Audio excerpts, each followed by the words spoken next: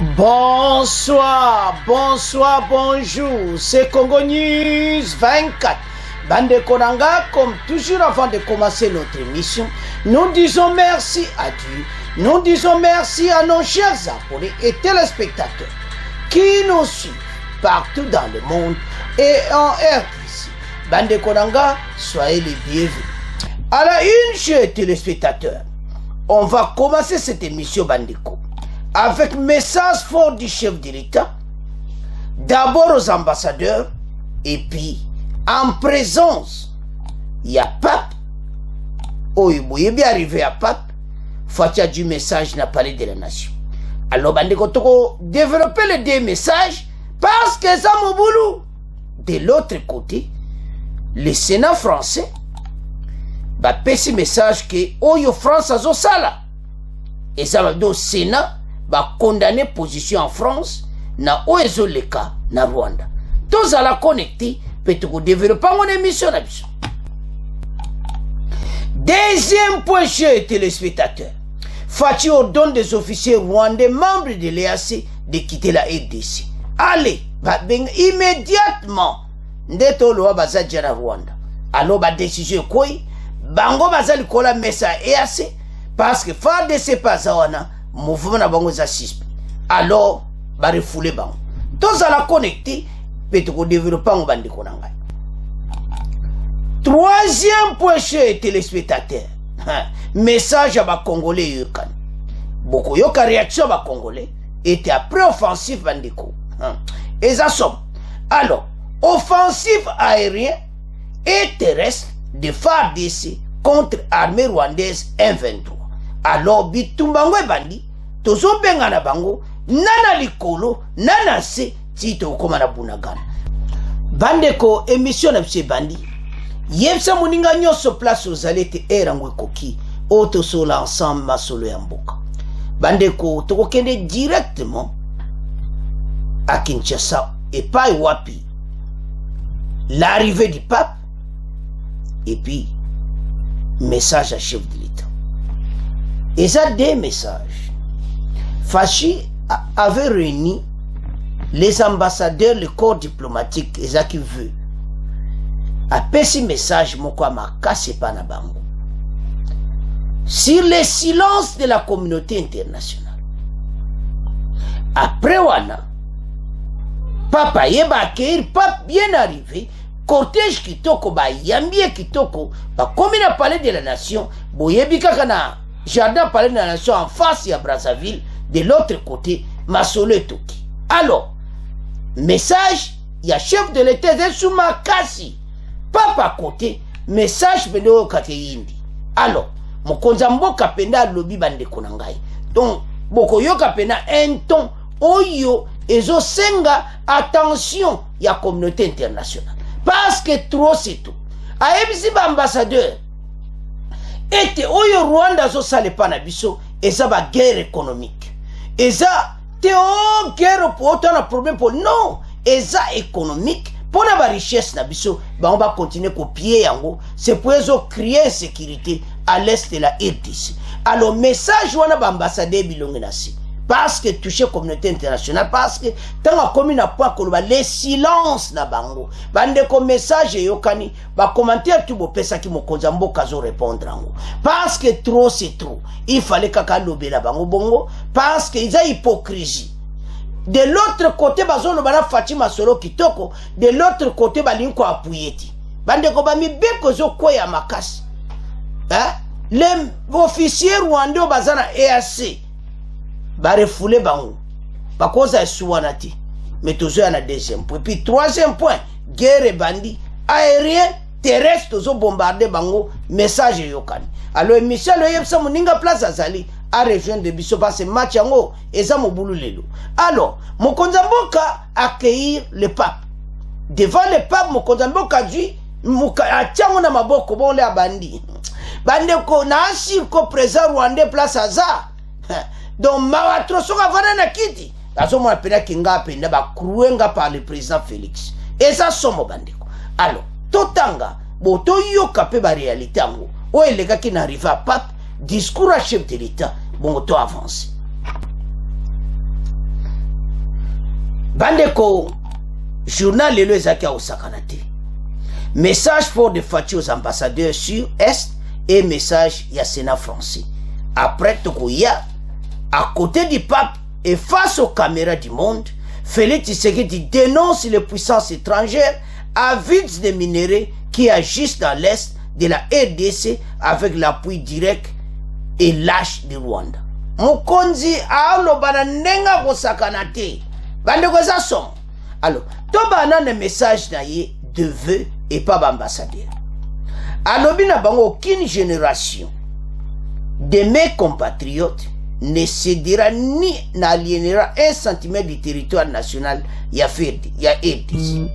Le président de la République, Félix Tshisekedi, est au cours d'une cérémonie d'échange de vœux avec le corps diplomatique en poste à RDC le lundi, donc c'était hier, revenu longuement sur la situation sécuritaire dans l'ensemble du pays, caractérisée particulièrement par une énième agression menée par le Rwanda, camoufler le groupe terroriste du M23 dans la partie Est.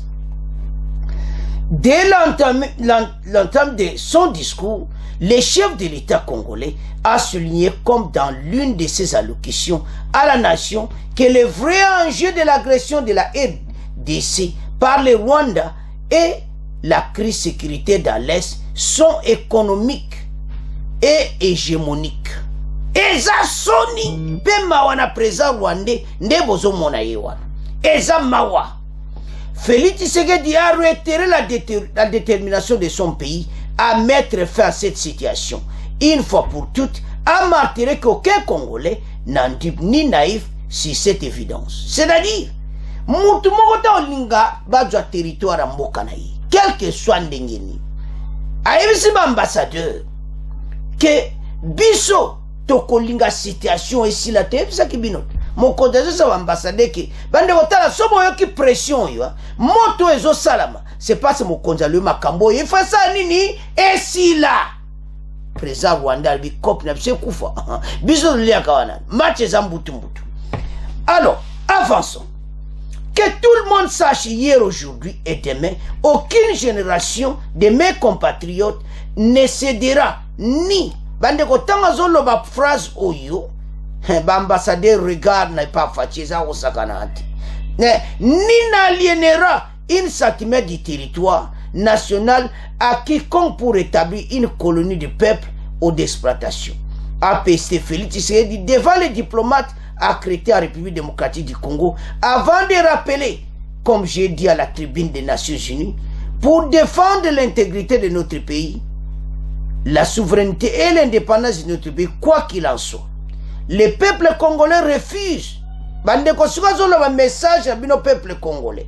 Le peuple congolais refuse d'admettre que l'Union africaine et les organisations régionales peinent à éteindre des foyers de tension en Afrique, se limitant à des déclarations et des formules alambiquées, peu suivies des faits ou, dans les pires des cas, demeurent à fond ou indifférents. Nous réduisons nos chances de progrès et d'intégration si nous ne libérons pas de telles pesanteurs qui nous privent des capacités d'émancipation et nous maintiennent dans la dépendance extérieure qui l'a martelé. Fatia lobi boy, ba Congolais bazako douter présence même il y a Union africaine, même il y a EAC. Fatia dans zone ba ke ba force étrangère nyoso, Fatia zo bonake peuple congolais a raison que o nyonso bazo sala bazo mona tina te makambo ko réussite. Bandeko maintenant papa komi ndebo omona ba keiri chef de l'état sikoyo a du message o eza mibali o eli boso bolandi nde Fatia gangi a lobi penza. Alors oyo sikoyo au côté ya pape bolanda extrait oyo bande passe eza somme au côté du pape et lance et au côté du pape et aux faces des caméras du monde. Félix Tshisekedi dénonce les puissances étrangères avides de minerais qui agissent dans l'Est de la RDC avec l'appui direct et lâche du Rwanda. Fatia Walobi Boy. que ba puissance étrangère bazo yiba ba minéraux na biso. Bozolo na bandeko. Alors, ntango bazo yiba yango avec l'appui direct et lâche du Rwanda. Message à chef de l'État ça ko sakona. Yo keza somo. So tel même il y a ba diplomate présent, le chef de l'État a fustigé l'agression de la RDC par le Rwanda vers les M23 et le comportement complaisant de la communauté internationale avant de mettre en lumière les événements ayant marqué l'année 2022 et 2023. Et ça sont wana o alobaki pa ba diplomate mena toyoka o yalobaki à côté du pape o ayebisi ba communauté internationale nde bazo piller ba ressources na biso pe ndenge nini baza sima Rwanda pe silence na bango to landa faci bongo to continuer mission na biso.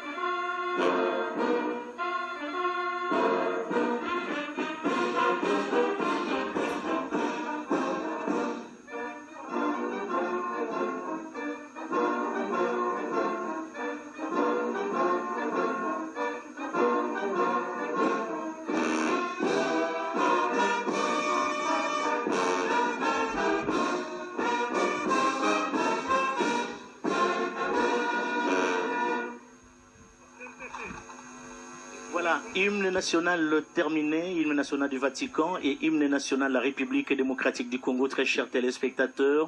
Voilà ce gros plan sélectionné bien sûr par JR Diakadi, gros plan où on voit il y a au four et au moulin, organiser des briefings, organiser des comptes rendus, visiter le site de Boulot, na jardin Palais de la Nation, en face à Brazzaville. Bokoyoka siko message à chef de l'État. Le programme prévoit en ces lieux, au Palais de la Nation, devant les autorités congolaises, la société civile et le corps diplomatique, le discours du président de la République et celui de l'hôte de marque, le pape François. Sans attendre, nous invitons très respectueusement le président de la République à prendre la parole.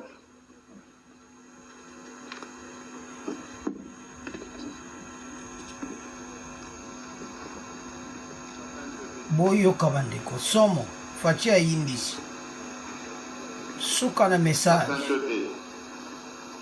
C'est avec une grande joie que le peuple congolais et moi-même saluons l'honneur que vous faites à la République démocratique du Congo en acceptant d'y effectuer à partir de ce jour votre visite pastorale sous le thème « Tous réconciliés en Jésus-Christ ». Le peuple congolais vous accueille dans la joie et l'allégresse comme il l'avait fait pour votre vénérable prédécesseur, le pape Jean-Paul II d'heureuse mémoire, lors de ses 2 visites pastorales en République démocratique du Congo, alors République du Zaïre.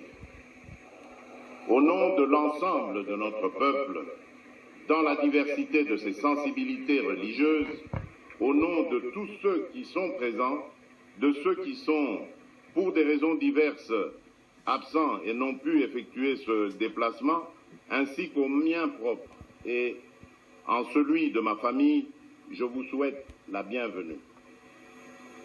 Sa sainteté, la République démocratique du Congo est un grand pays au cœur du continent africain, constitué de 26 provinces dans lesquelles vivent plus de 450 tribus. Ces populations ont une riche et harmonieuse diversité culturelle et celle-ci plutôt que d'être un facteur de séparation, s'est mué au fil de l'histoire de notre nation en un ferment à l'avènement d'une terre de paix et d'hospitalité, ainsi qu'une terre d'accueil pour les peuples d'Afrique et du monde. Notre agir collectif et la vie de nos familles repose en grande partie sur ces valeurs religieuses. Au nombre de celles-ci figure notamment l'hospitalité qui s'impose comme une valeur cardinale partagée par l'ensemble de nos familles et de notre peuple. Malheureusement, il y a lieu de constater qu'au cours de ces 3 dernières décennies, cette hospitalité qui nous caractérise a été mise à mal par les ennemis de la paix et les groupes terroristes venus essentiellement des pays voisins. Ce malheur qui dure depuis près de 30 ans fait aujourd'hui partie de notre territoire en proie à ces violences et fait de cette zone une zone en rupture de paix où, outre les groupes armés, les puissances étrangères avides de minerais contenus dans notre sous-sol commettent, avec l'appui direct et lâche de notre voisin le Rwanda, de cruelles atrocités, faisant ainsi de la sécurité le premier et grand défi du gouvernement. En effet, à la faveur de l'inaction et du silence de la communauté internationale, plus de 10 millions de personnes ont déjà été atrocement arrachées à la vie. D'innocentes femmes, même enceintes, sont violées et éventrées. Des jeunes gens et enfants sont égorgés. Des familles, des vieillards ainsi que des enfants sont condamnés à braver la fatigue et l'épuisement afin d'errer hors de leur maison à la recherche de la paix en raison des exactions commises par ces terroristes au service d'intérêts étrangers. Nous ne pouvions et nous ne pourrons demeurer cois face à une telle injustice et un tel silence complice de la communauté internationale. À cet égard, sachez que je n'ai pas manqué de désigner le responsable et d'interpeller la communauté internationale lors de ma dernière intervention à la tribune des Nations Unies, ceci au nom de toutes les Congolaises et de tous les Congolais. Soyez rassurés, en outre, sur le fait que la République démocratique du Congo assume et continuera d'assumer ses responsabilités, notamment celles consistant en la défense de l'intégrité de son territoire avec l'aide de son peuple. Car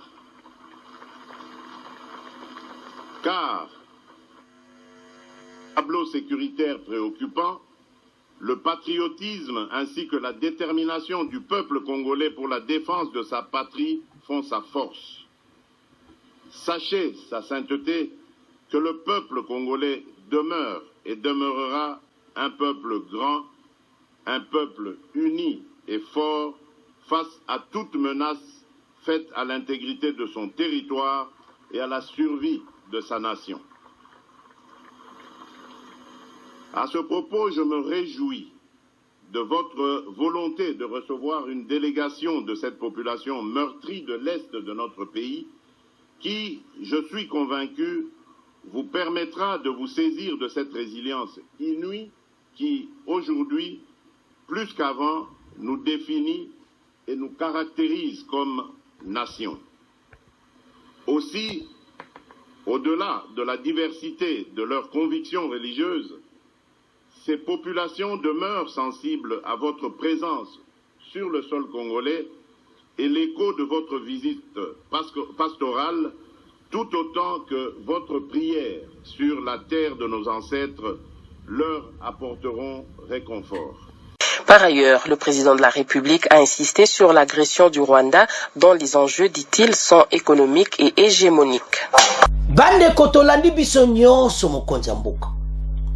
le silence de la communauté internationale. Yango ezaki mission na biso oyelekaki bolandaki mission ezaki lobi silence ya bato yo bango bazomona Rwanda fiable biso ba continuer copier biso eza vraiment balubaka injustice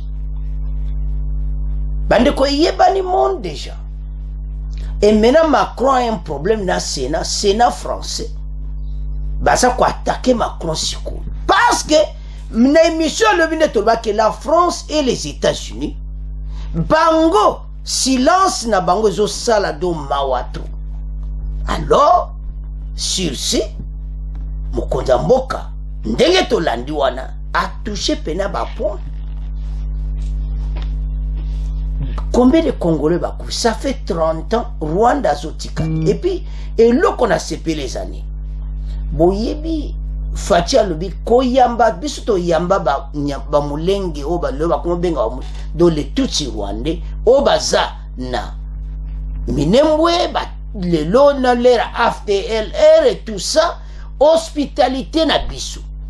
Chef de l'État touché point na discours, ne bolanda très bien, que hospitalité na biso, toyambi ba voisin mais oyo basali biso a retour eza mawato bandeko tala makambo yo eza somo soki tozo tala comment makambo ndenge banda des années eza lelo te Rwanda bakota akana EDC Rwanda bamenasaka biso alors mokonza mboka atushi ba point oyo ezaki clé ba congolais bazai kosela bango bavalinye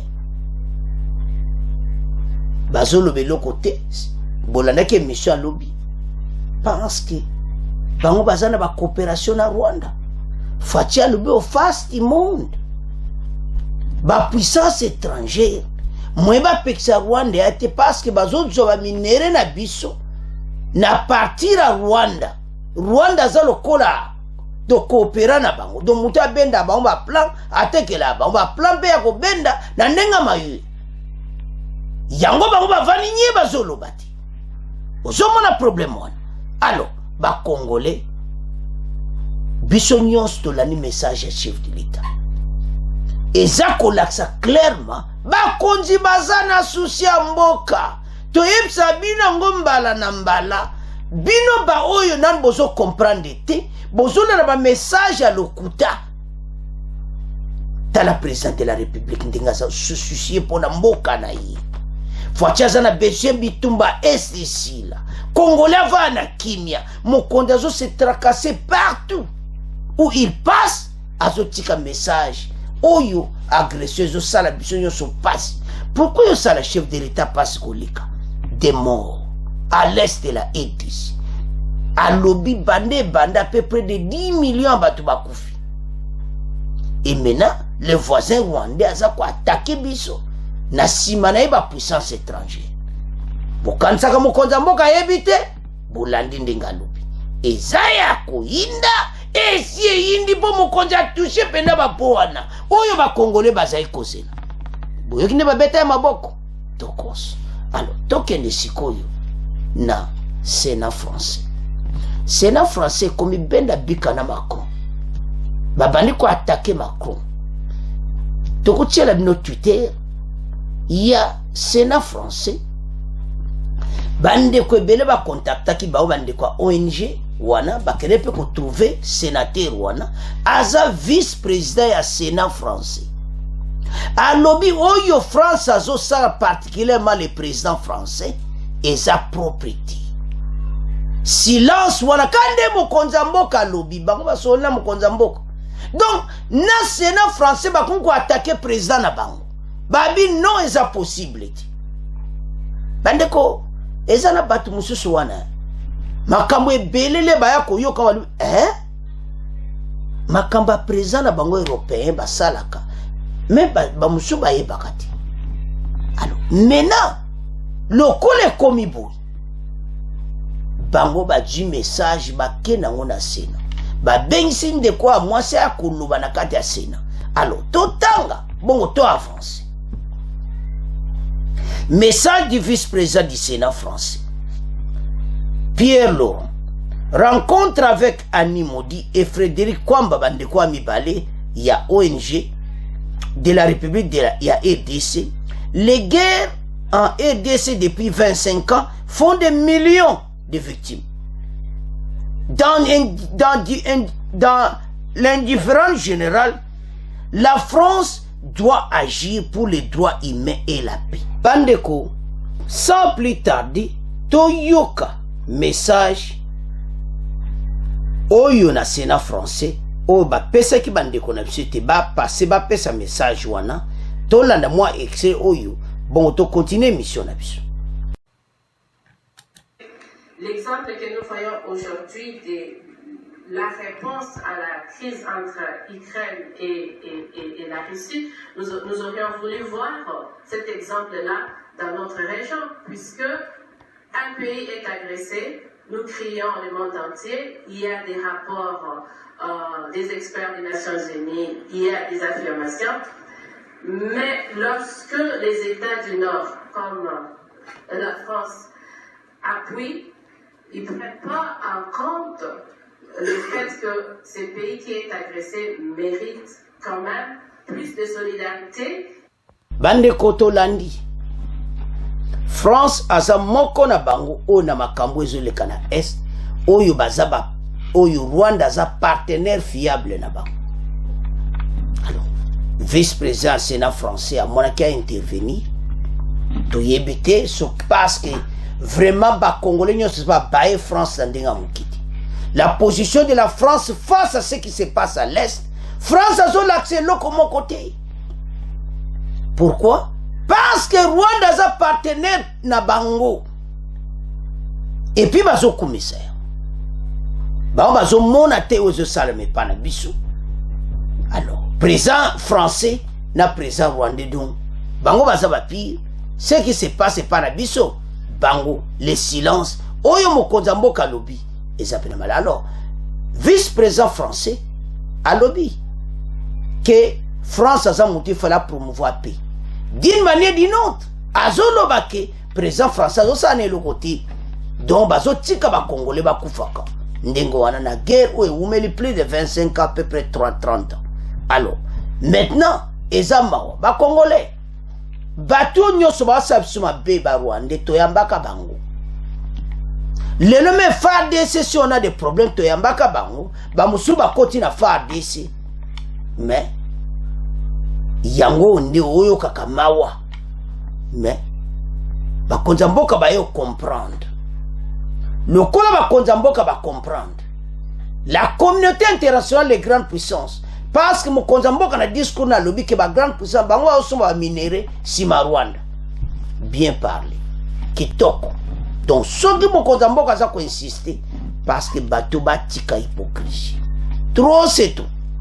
Alors bande ko mibeko zo swama boyeba ke oyo nyosto mitungisamaka maloba nyoso tolobaka mokonza mboka yoka tout parce que sur discours ba commentaire tout pesaka mokonza yoka na alobi même na discours ne ke ba congolais bazondima na bango teke ba force a EAC wana na bango nyoso eko tia pena est o baloba ke si yindi.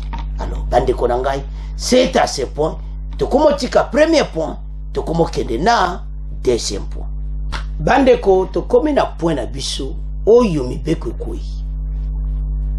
Les chefs de l'État zozo ba décision makasi parce que trop c'est tout. Les officiers rwandais membres de l'EAC ba yebisi bon ba quitter le territoire congolais.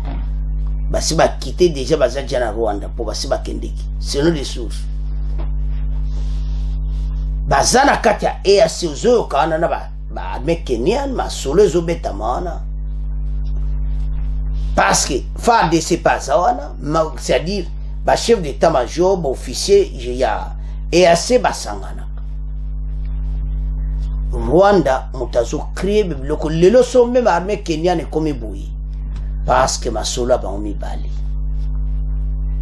EAC wana yaki pona offensive ba komi na kada terrain ba officier rwandais o bazana kati ya EAC babandi bilo mabe. Mais selon bakonzi balobi to refoule bango pourquoi? Parce que bakuti entraîne na bango. Bo comprendre que EAC na kibumba. Tozolanda bandiko. M23 a quitté Magazane aux alentours. Mais on voit encore ba soldats rwandais bazokota. Bango ba force ya EAC rwandais bazolobe de côté. Nde toyoka ke bakota ki ebele ba rwandais. Mais ba officier rwandais wana kati ya EAC balobe le côté. Bakonzi baluka ka preuve. Balobe banda lelo bino bebo quitter le territoire congolais. Mi be kondenge zoya kama malembe kokoma ti même na Uganda. Parce que makambo même ezo salama na est ezo pesa propriété. Peuple congolais zo mona nae. Ya mo konzi devant les papes, devant la face du monde, mon konza mboka lobi yango. Que peuple congolais zo ndima na été bolanda discours ande excellent tia fachi na premier point. Donc baso ndima na bango teki. Bato bakotia pe kutu mawatru. Ils ont créé kutu de Soudan Mobutu parce que bazawana et comme nango ba négociation. Alors que l'accord de Luanda est clair, s'ils ne sont pas quittés offensifs, faire de ces sikoyo, azo sal offensive yemoko. Et ça somme boyo ka pombi faire de ces penda aérien ba frappe aérien à Sukhoi. Yako sakanate pende bazan de bandade pour le moment. Kichanga toujours récupérer donc boyo kakalate annonce de récupérer Kichanga. Kichanga. Po bazawa na bazo ba ko résister ti. Ba bomba rien Sukhoi zo kitsana ndenga mukiti. Situation to zanango. Ba Congolais boye ba ete ba konzi bazana posete mboka oyo. Kimi ekota na est. Bisonyo tozala simafar de se bendele koyati. Totanga. To comprendre pourquoi ba konzi ba refoulé ba officier rwandais ou ba membre EAC na Nord Kivu. Fachi ordonne les officiers rwandais membres de l'EAC de quitter la RDC. Dans un communiqué de presse rendu public, c'est lundi tard dans la soirée, le haut commandement de l'armée congolaise annonce avoir enjoint les officiers rwandais, membres de l'état-major de la force régionale de la communauté des États de l'Afrique de l'Est, de quitter le sol congolais. Les officiers rwandais, membres de l'état-major de la force des États de l'Afrique et de l'Est, ont été enjoints de quitter le sol congolais, a déclaré le général Major Sylvain Ekenge Bomoussa Efo.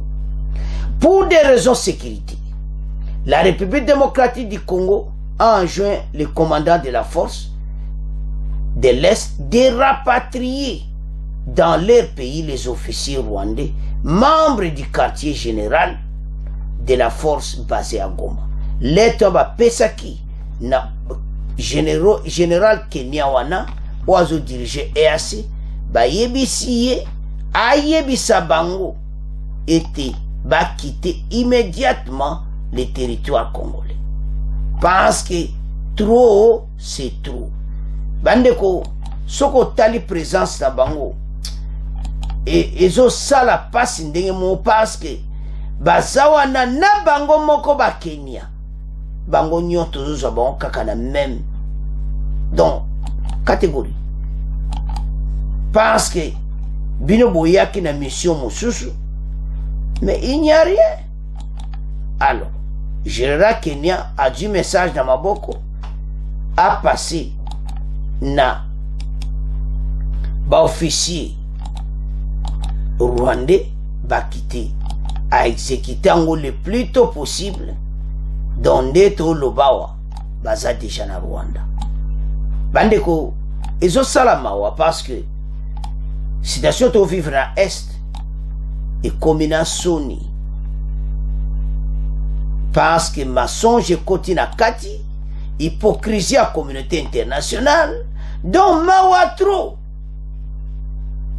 La veille, les forces armées de la RDC avaient fait état de renseignements portant la présence aujourd'hui dans les massifs d'un corps expéditionnaire des forces spéciales de l'armée rwandaise chargé de commettre un autre massacre ciblé contre les Tutsis congolais afin d'attribuer ce génocide aux FARDC et trouver un alibi convaincant pour justifier devant l'opinion internationale la présence des troupes d'agression rwandaise en RDC.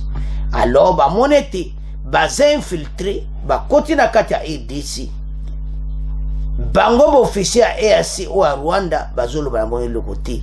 Alors, biso congolais to réagir. Nde bozo mona bango nyonso ba force EAC sangani ba pays nyonso wana. Alors, yebise ba Rwanda bokiti.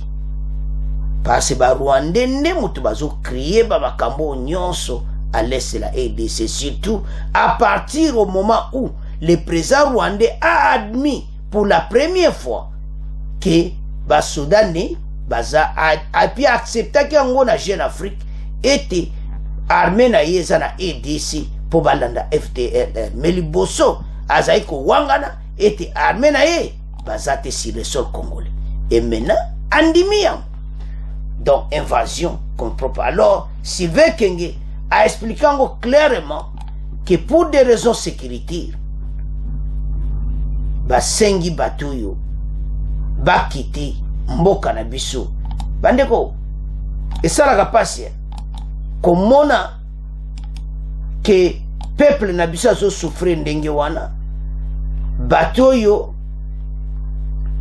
bazozwa na bango ata naloba nini mesure moko te pona kuide ete kimia ekota kuna me bango kutu force ya EAC bakomi na bango bata négocier na M23 oyo biso tolobaki pas de négociation catégorique mais bango bazolakisa position biso za nango te.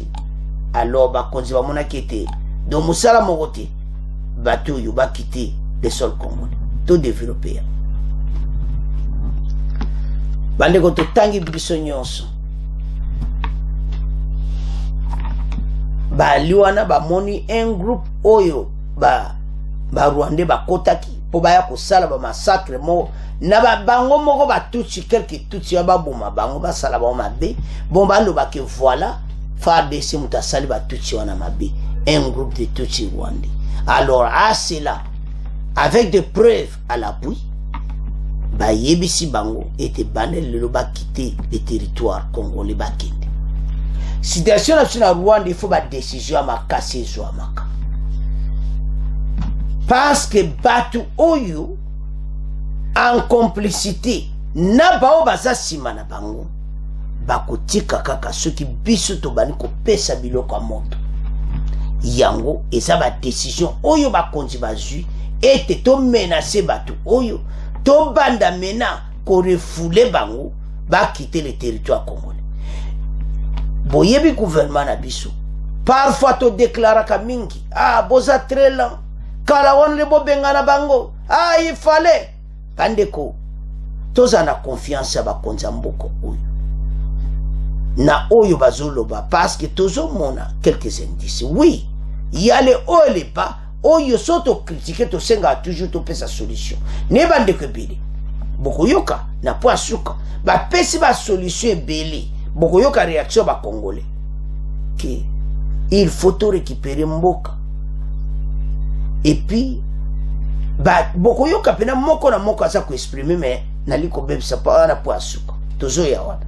Alors maintenant mesure et quoi bateau yo bazali susute pour le moment Kichanga eza à feu moto eza oyo balaki yindi directement tokende na troisième point et pas wapi Kichanga moto ezo pela ba bombe ezo koya na likolo ya Sukhoi na se armée terrestre baza ko avancer pona ko botola Kichanga. Chers téléspectateurs, ndenge ka bomona ki na titre Kichanga à feu, bombardement aérien et terrestre de FARDC. Kosakana te ba yepeno kaka suka na bombardement.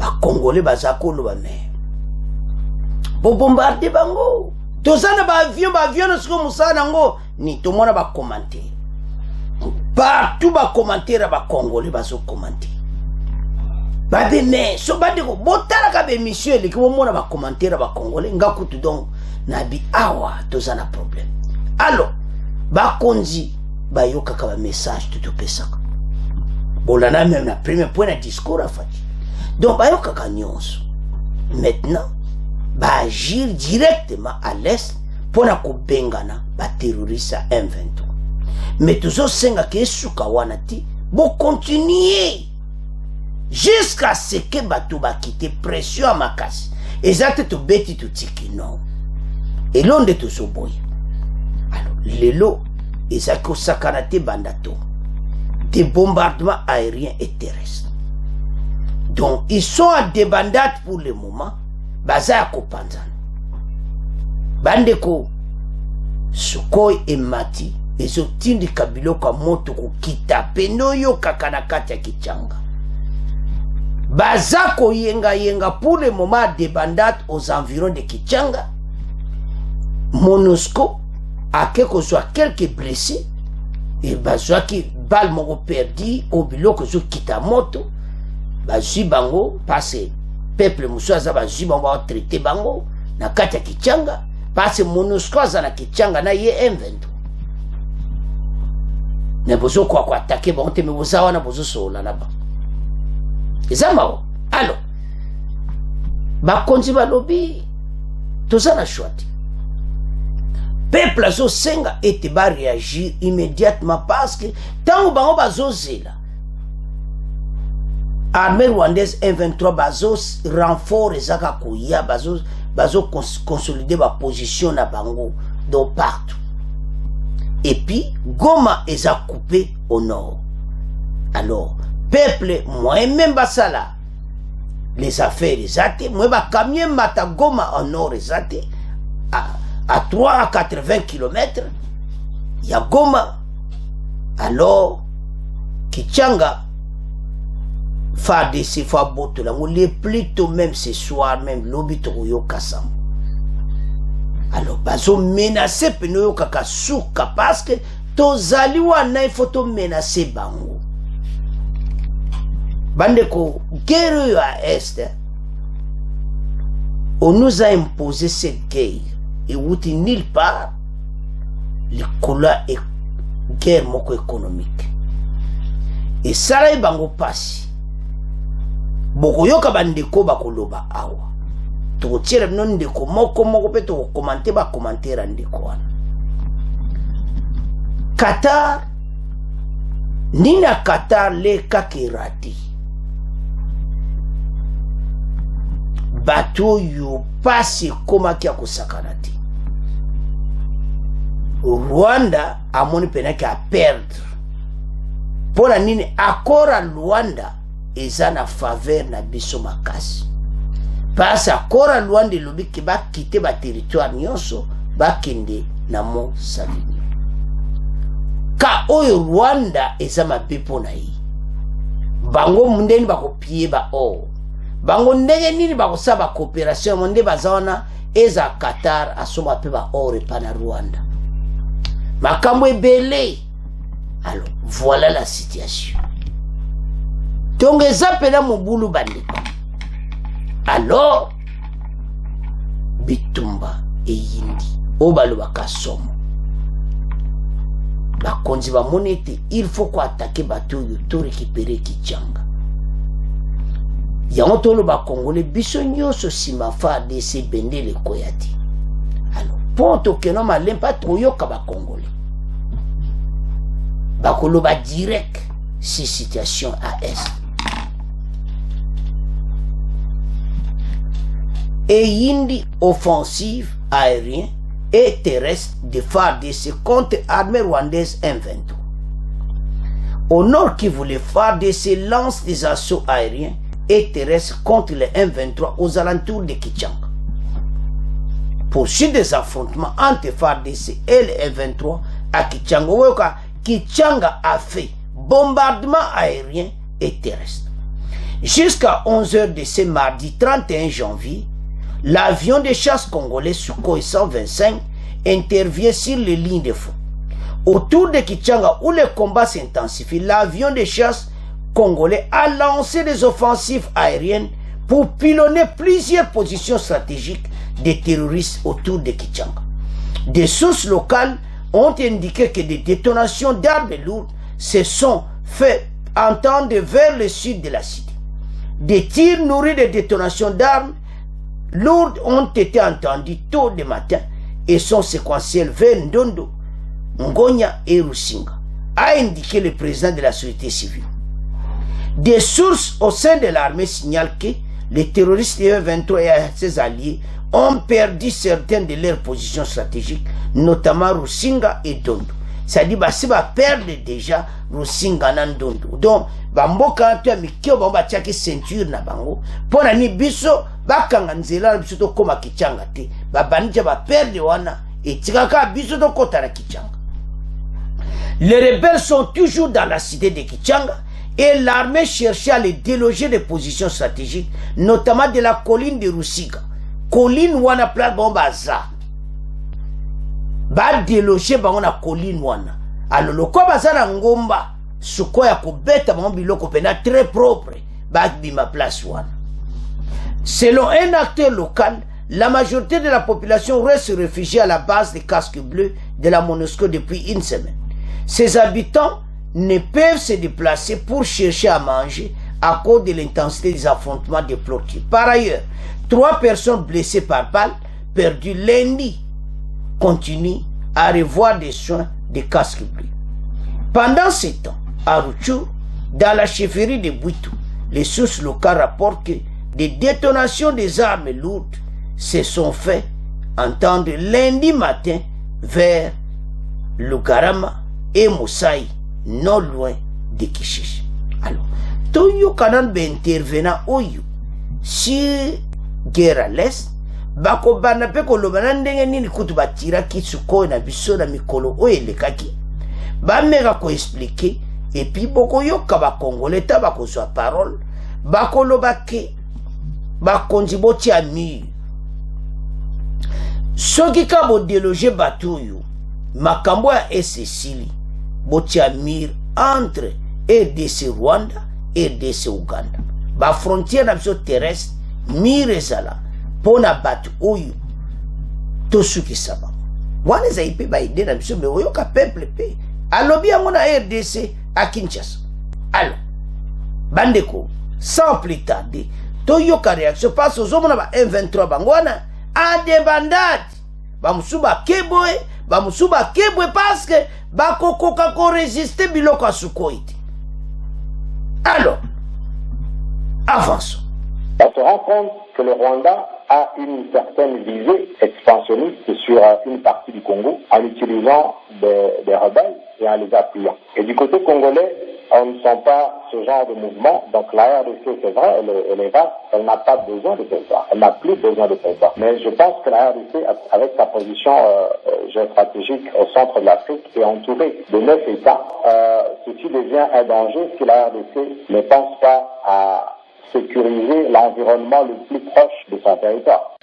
On va commencer par cet auditeur de Kinshasa. Jafet Eunga depuis la ville de Kinshasa. À mon humble avis, la réaction du Rwanda est due du fait que le gouvernement congolais avait refusé de prendre part à la réconciliation du président qatarien, ce qui a suscité le mécontentement du gouvernement rwandais qui est en train de voir qu'il est en train de perdre sur le plan diplomatique. Pour bien protéger nos frontières, il faudrait que le gouvernement crée des bases militaires surtout dans des frontières où nos voisins causent des problèmes. Former nos militaires à leur doter des moyens capables pour protéger l'intégrité du territoire et enfin mettre des bornes ou encore construire des murs pour protéger les territoires congolais.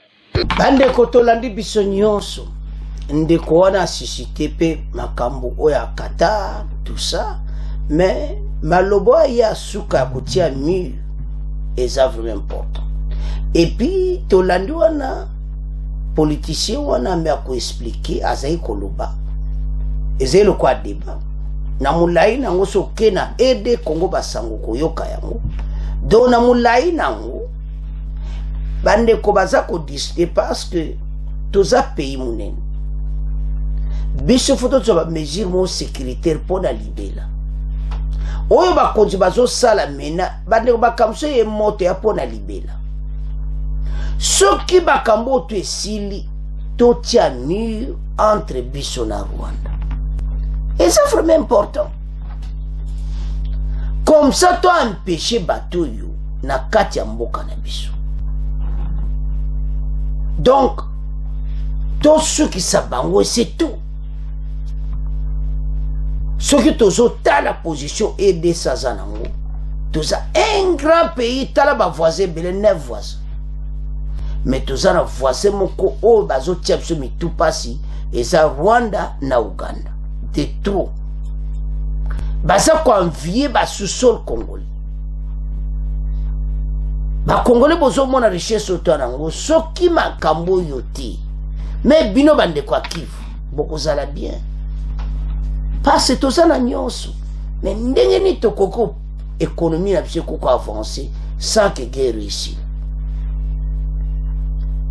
Alors, bande ko wana ba pesi ba été oyo balobi bande kwesa pena makamoko direct malgré y a des assumptions même so landi on comprendre que bande ko pena balobi makamba bien la majorité na ba ma intervention na ba ezo senga biso na Rwanda pena mi bango na ngambo biso na ngambo Uganda mur ba pays nyonso tozanga mabele to tia mur parce que ba frontière na biso tozana problème bango baza ko envier yango boza frontière na muninga mais richesse yozana ngo yazana ngoti monzambe nda sal biso tozana nyonso mais bo baza pembe na biso baza ne lokota bande ko Rwanda so boma nzoto wana sans biso économie na bango par terre ndekona alema kama Qatar poani parce que bango tout bayebi ba congolais bele bayebi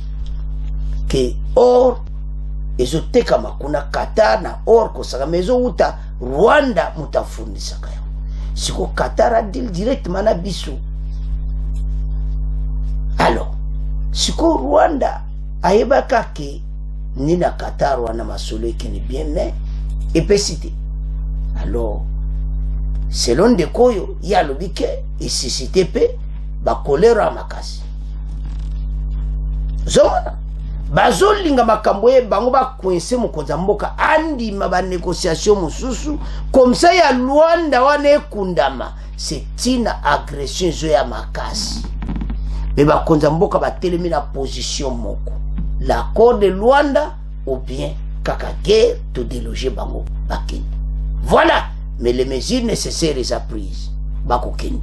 Alors Tolanda les sous-ndeko oyo bon to avancer mission na biso.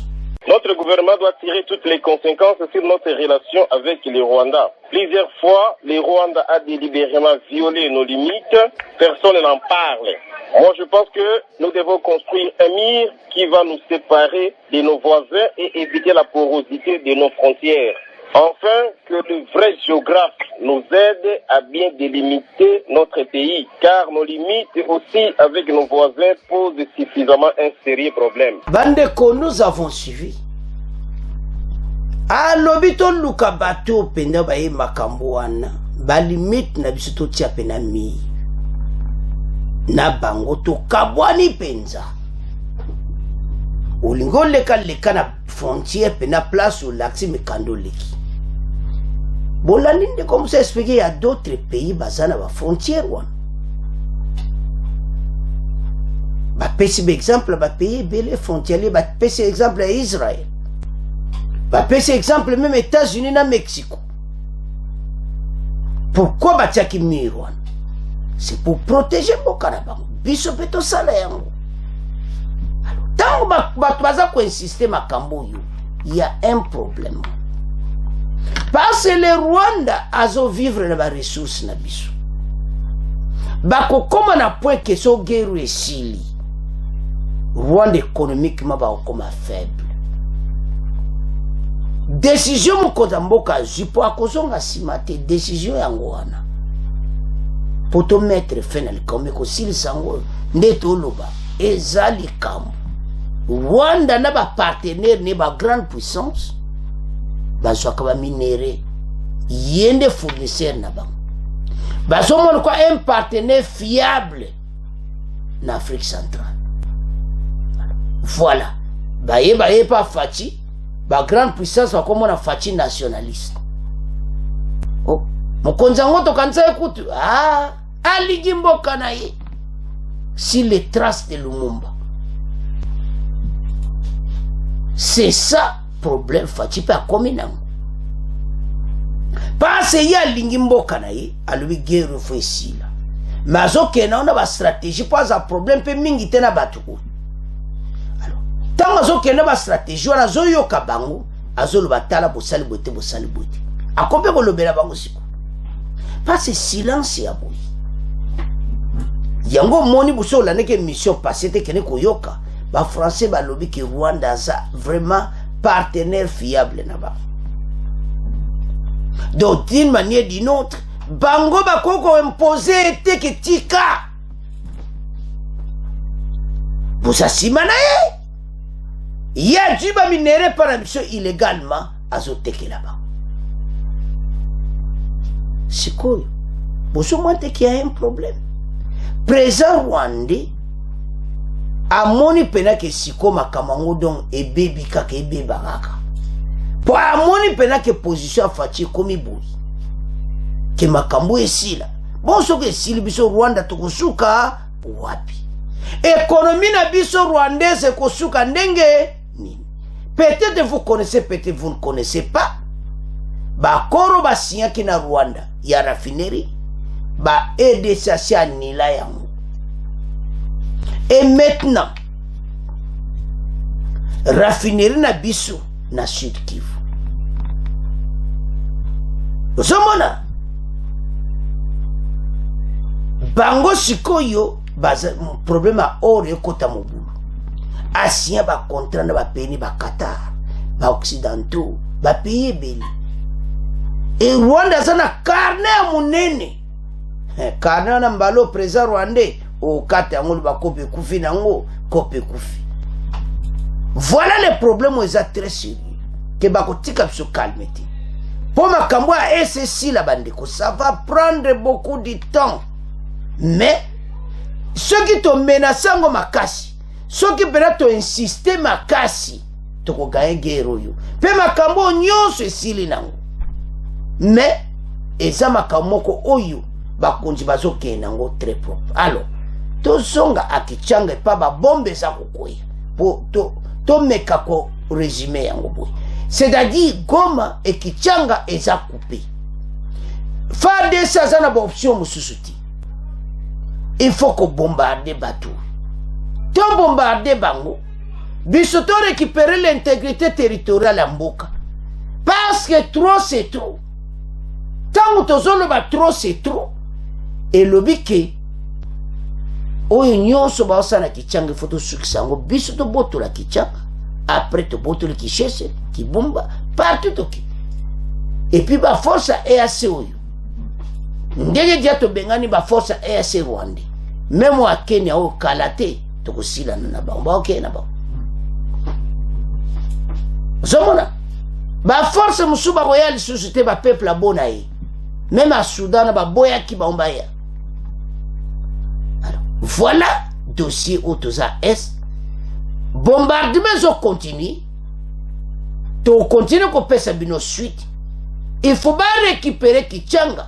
Parce que pour le moment, moyen population se déplacer à Kene Nord Zate, qu'on s'approvisionner.